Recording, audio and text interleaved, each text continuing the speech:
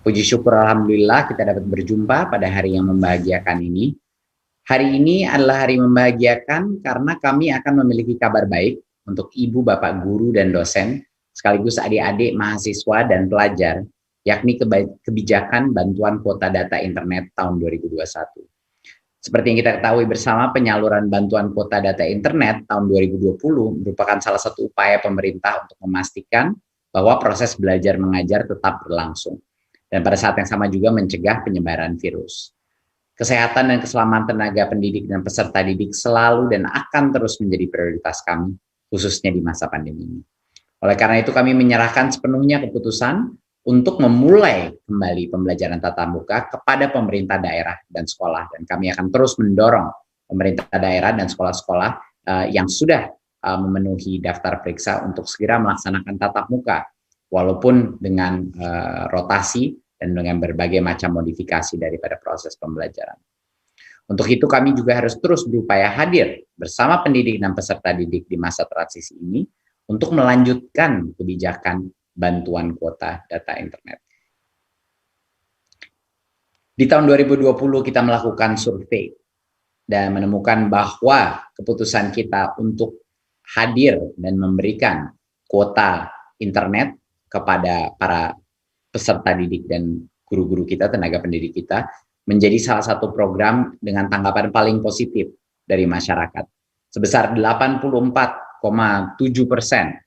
daripada responden menilai bahwa program bantuan kuota internet ini adalah langkah yang tepat dan menjawab krisis wabah corona. Dan sebanyak 85% dari responden menilai bahwa program internet gratis ini meringankan beban ekonomi orang tua dan pelajar mahasiswa dalam membeli paket internet. Kita mendengar banyak sekali cerita dari adik-adik kita yang mendapat kuota internet, walaupun kadang-kadang sinyal sulit, mereka mencari posisi untuk bisa mendapatkan, tapi karena itu mereka dari sisi ekonomi dan orang tuanya jauh lebih memandai, jauh lebih bisa tidak menjadi beban ekonomi keluarganya. Dan tentunya guru-guru juga merasa dengan begitu banyaknya Zoom call, begitu banyaknya kebutuhan untuk berbagai macam aplikasi-aplikasi, guru pun merasa dampak positifnya dengan pemberian kuota ini.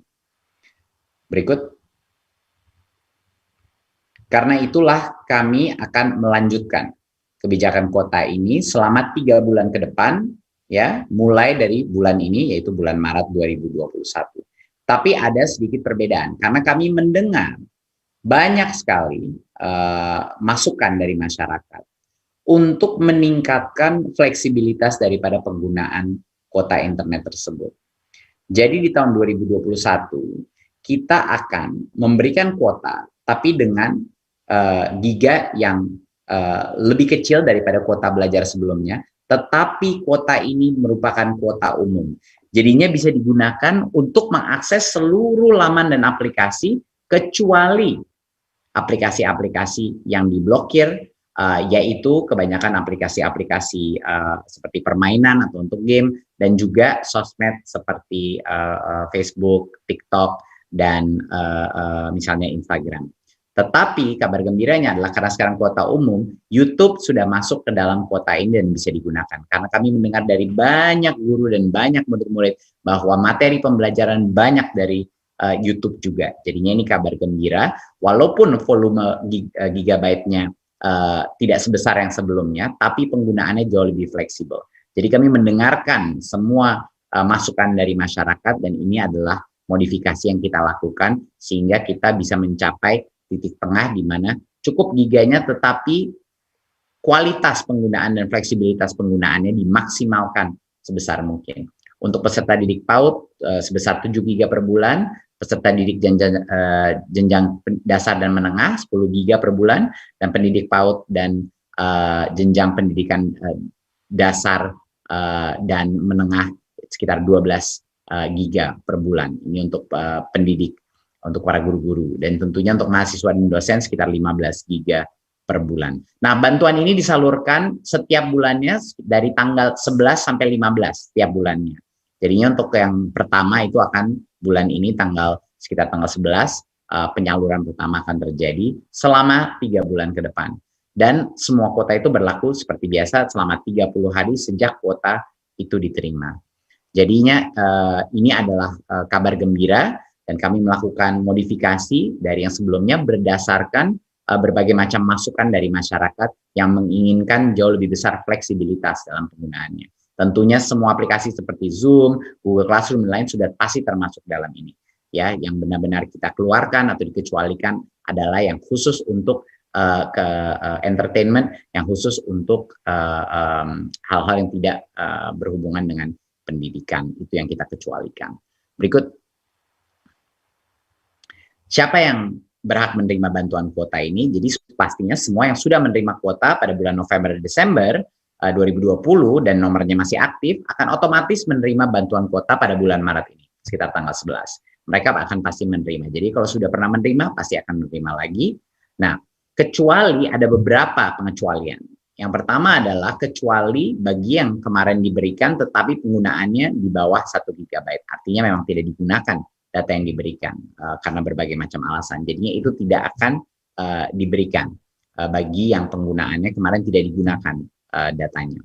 Yang kedua adalah pemimpin satuan pendidikan tidak perlu lagi mengunggah SPTJMN lagi untuk bagi yang sudah menerima bantuan pada bulan November dan Desember 2020. Berikut. Bagi yang nomornya berubah, nomor HP-nya berubah, atau belum menerima kuota sebelumnya, mereka hanya akan baru bisa menerima bantuan kuota di bulan April 2021. Ya, tidak bisa menerima di bulan Maret. Ya, kalau misalnya nomornya berubah atau belum pernah menerima kuota sebelumnya. Jadi calon penerima pelapor melapor kepada pimpinan satuan pendidikan sebelum bulan April 2021 untuk mendapatkan bantuan kuota. Jadi dipastikan untuk preparasi bulan April bahwa yang belum mendapatkan segera laksanakan dengan pimpinan satuan pendidikan dan operator. Dan pimpinan operator di satuan pendidikan ini tinggal mengunggah SPTJMN untuk nomor yang berubah atau nomor yang baru ya pada laman website kita dan tentunya di PD Dikti untuk yang pendidikan tinggi. Berikut. Persyaratan penerima bantuan kuota internet di tahun 2021 masih sesuai dengan Peraturan Sekjen Kemendikbud nomor 4 tahun 2021. Ya, peserta didik dan pada PAUD dan jenjang pendidikan dasar menengah harus terdaftar di Dapodik dan memiliki ponsel yang aktif. Ya, pendidik di PAUD dan jenjang pendidikan dasar dan menengah juga harus terdaftar di Dapodik dan memiliki ponsel yang aktif. Hampir semua sama kriterianya. Di mahasiswa harus terdaftar bukan di Dapodik tapi di PD Dikti, berstatus aktif dalam perkuliahan dan menuntaskan gelar atau sedang menuntaskan gelar ganda, misalnya double degree, dan memiliki kartu rencana studi pada semester berjalan dan memiliki nomor ponsel aktif. Dan dosen harus juga terdaftar di PD Dikti dan memiliki nomor registrasi NIDN, NIDK atau NUP dan memiliki nomor ponsel aktif. Jadi kriterianya sama seperti yang sebelumnya. Ini adalah persyaratan untuk menerima bantuan kuota internet di tahun 2021. Berikut.